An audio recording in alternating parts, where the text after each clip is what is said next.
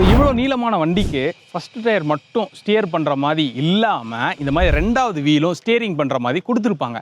So இதோட advantage என்ன, இதோட மெக்கானிசம் எப்படி ஒர்க் ஆகுதுன்னு சொல்லிட்டு இந்த வீடியோவில் பார்க்க போகிறோம். மறக்காமல் மெகா மிஷின்ஸாக ஃபாலோ பண்ணிக்கோங்க. இந்த வண்டியில் இருக்க செகண்ட் வீல் ஸ்டியரிங் வந்து எப்படி ஒர்க் ஆகுது அப்படின்னா, நம்ம நார்மலாக ஸ்டியரிங் திருப்பும்போது ஃப்ரண்ட் வீல் எவ்வளோ டிகிரி திரும்புதோ அதே தான் வந்துட்டு செகண்ட் வீல் வந்து இதில் திரும்பும். இதனால ஒரு பெரிய அட்வான்டேஜ் என்ன அப்படின்னா, இந்த வண்டியை வந்து ஃப்ரண்ட் வீல் ஸ்டியரிங் மட்டும் இருந்து 30 மீட்டர் திரும்புது அப்படின்னா செகண்ட் வீல் ஸ்டியரிங் இருக்கனால ஓரளவுக்கு நம்மளுக்கு கம்மியாகும்.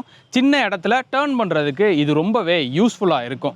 அண்ட் இதோட மெக்கானிசம் எப்படின்னா, இப்போ நீங்கள் லெஃப்ட் திருப்புறீங்கன்னு வைங்களேன், இது ஹைட்ராலிக் அசிஸ்டடான ஸ்டியரிங்கு. ஸோ அதனால் ரைட் சைடு உங்களுக்கு ஒரு ஹைட்ராலிக்ஸ் கொடுத்துருப்பாங்க. இப்போ நீங்கள் லெஃப்ட் சைடு திருப்புனீங்க அப்படின்னா அந்த ஹைட்ராலிக் வந்து ஆட்டோமேட்டிக்காக அந்த ஆமை பிடிச்சி இழுக்கும்போது உங்களுக்கு வந்து லெஃப்ட் சைடு வந்து டேர்ன் ஆகும். இதே வந்து நீங்கள் ரைட் சைடு திருப்புறீங்க அப்படின்னா அந்த ஹைட்ராலிக்ஸ் வந்து புஷ் பண்ணி அந்த லென்த் அதிகமாகிறதுனால ஆட்டோமேட்டிக்காக வந்து நம்மளுக்கு ரைட் சைடு திரும்பும். இதனால நம்ம ரொம்ப கஷ்டப்பட்டு திருப்பாமல் இது ரொம்பவே யூஸ் ஆகுது. ஸோ இது எல்லாத்தையும் கனெக்ட் பண்ணுறதுக்கு பார்த்தீங்க அப்படின்னா நம்மளுக்கு ராட்ஸ் கொடுத்துருப்பாங்க. டேரெக்டாக ஸ்டியரிங்கில் இருந்து நம்மளுக்கு ரியருக்கு ஒரு ராட் வரும். ஸோ அது ஃப்ரண்ட்டோட மோஷன்ஸ் வந்து கண்ட்ரோல் பண்ணும். அண்ட் இந்த லெஃப்ட் அண்ட் ரைட் மோஷனுக்கு வந்து இந்த டை ராட் கொடுத்துருப்பாங்க. ஸோ இது வந்து லெஃப்ட் அண்ட் ரைட் வந்து மோஷன் வந்து கண்ட்ரோல் பண்ணும்.